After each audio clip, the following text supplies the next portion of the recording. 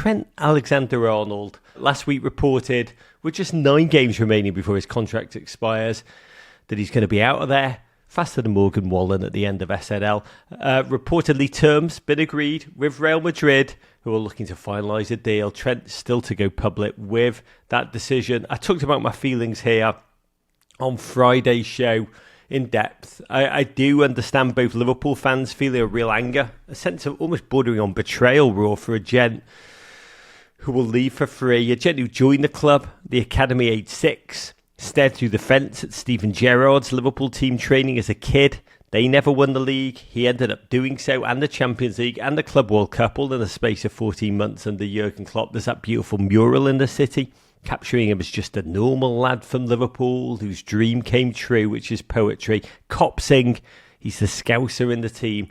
Can you talk about the instant and quite profound backlash, and tell us where you are between Trent being remembered as a brilliant winner with the club or him tarnishing his legacy on the way out? Yeah, there has been, for me, actually, quite a surprisingly angry backlash, given that we've known it's been obvious for a while that this is the kind of direction of travel. You know, in the case of Virgil van Dijk and Mohamed Salah, the 2 other players who haven't signed contract extensions with Liverpool, I think there's a sense that the club maybe are somehow reticent. The club are trying to work out, you know, how do we pay these superstars who are likely to start declining at some point on our watch? Like, how do we kind of mathematically come to terms with that? Trent's different. Trent's at the peak of his powers. He's 26.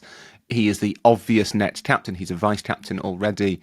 When Virgil van Dijk moves on or retires, Trent Alexander-Arnold would have been captain of Liverpool. The fact that he's not signed the contract, to me, has made it pretty obvious for the last, certainly, year that he is likely to leave. And there's been the link with Real Madrid for a long time. And so in that context, I'm surprised that what was at best like an incremental update last week, you know, nothing's been announced. There's nothing to suggest anything concrete has yet happened.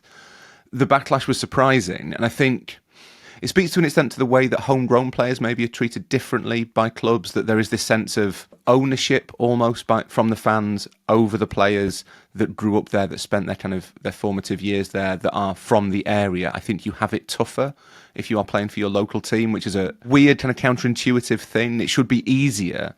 You should have more familiarity. The fans should have more kind of sympathy and empathy for you. They don't. It makes it harder. But I think what's made it particularly pernicious with Trent is the fact that he will be going on a free transfer. If he was going for £80 million, $100 million, there would still have been a backlash. The fans would still have been angry that he wanted to leave. Don't get me wrong. But with Liverpool, it kind of strikes a nerve among a certain type of fan who are unhappy with the ownership's perceived refusal to invest. Now, despite the fact that when the salary figures come out, Liverpool have the second biggest wage bill in the Premier League. They are investing plenty, Fenway Sports Group. But I think the fact that Trent is going on a free transfer, he's taking the signing on fee, he's depriving Liverpool of a transfer fee.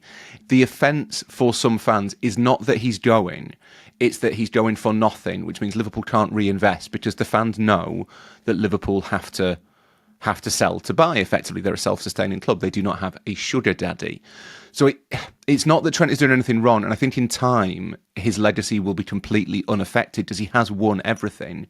And on most rational levels, you understand. Look, he's been there since he was 8 or whatever. He's a Liverpool fan. He's won every single major trophy. Hopefully, there'll be another Premier League this season. He gets to bow out in glory and go and play for Real Madrid. I think on a human level, most people wouldn't begrudge him that. It's just the fact that it's really hit this nerve of Liverpool fans, particularly online, who feel that the club is not being given chance to fulfil its potential by its tight-fisted owners in their estimation. I mean, it is an extremely online age reaction. I mean, we laughed after delivering that long dreamt of title, and then the season that followed it was not the stuff of dreams, and just the instant reaction of being like, get out me club, FSG, you're ruining me club. That impulse to, Liverpool are top of the bloody table. They are running away with this league, but the desire to have that duality of agony amidst the joy and the wonder.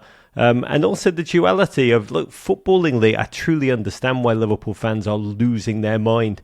In a similar way, when Wayne Rooney came back to Goodison Park, scored and celebrated and kissed his badge, there's a footballing narrative, particularly projected on local boys, that they love the team as much as we fans love the team. But humanly, the other pathway, that sense of wanderlust, that desire, who amongst us does not feel that desire to see the world, to know that the world is bigger than that which you experienced when you were a kid, to want to leave, that human impulse to want to leave the place you were born and explore, to adventure, to see the world. So ultimately, I understand both. I do understand Trent's impulse. I said this on Friday. I met Steven Gerrard when he was at the LA Galaxy, and he never really settled. He couldn't understand the freeways. His car had almost self-driven its way around Anfield and Liverpool, and the whole area. He could kind of get out of his car, leave it anywhere in Liverpool, and people would know, that's Stevie's car, just leave it there, no one touch it.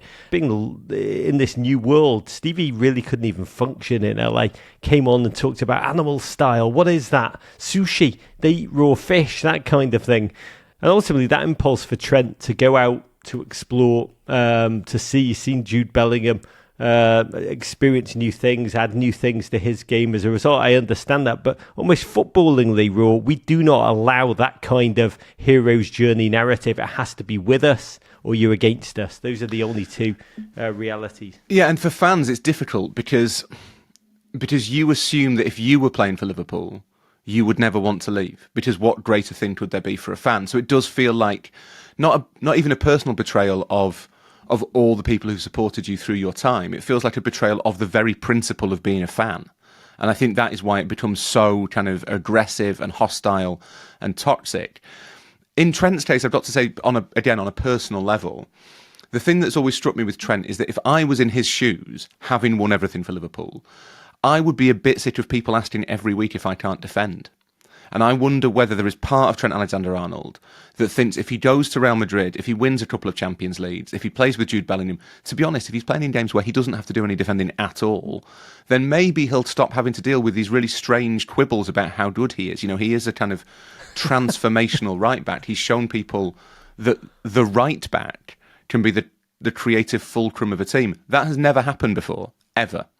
And yet Trent has done that. And I suspect he wants to move away, at least partly, to get away from this sense that he's always having to prove himself again and again and again.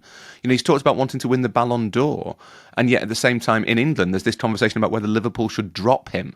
I mean, it's nuts. The way that duality of his existence is bizarre. And I wonder if, to an extent incorrectly, he sees Madrid as a way just to escape it, not only, as you say, to kind of expand his horizons, to push himself professionally, to link up with one of his closest friends in football, in Jude Bellingham, to kind of build his brand, all those normal considerations.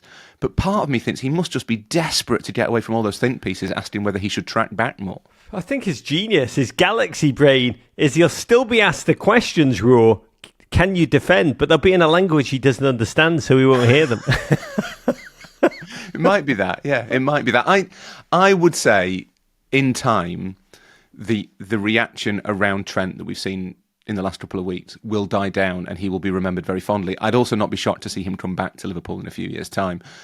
It's getting to the stage where I think he could probably do with announcing it, if I'm completely honest. Allowing the speculation to develop maybe isn't healthy. But I would say I think it's not a local versus international fan thing. I think it's a fury that is particularly pointed among fans who spend more of their time being fans online than off, if that makes sense. It strikes me that the Liverpool fans I know in real life, the reaction's been much more balanced. Oh, mate, I've just had finished off a segment of Terry's Chocolate Orange, which is probably one of the top 3 highlight moments of my season. Liverpool fans, you have better highs even than that. Savour them, I really do. Hope that you can continue to savour a championship season. Instead of trying to work out what Mohamed Salah's latest Instagram post might mean, where Salah's relaxing on the sofa with Ibrahim Konate, Dom Szoboszlai, Trent Alexander-Arnold. Does that mean they're persuading Trent to stay? Does that mean all of them are going to go to Madrid? Raw. I just don't know.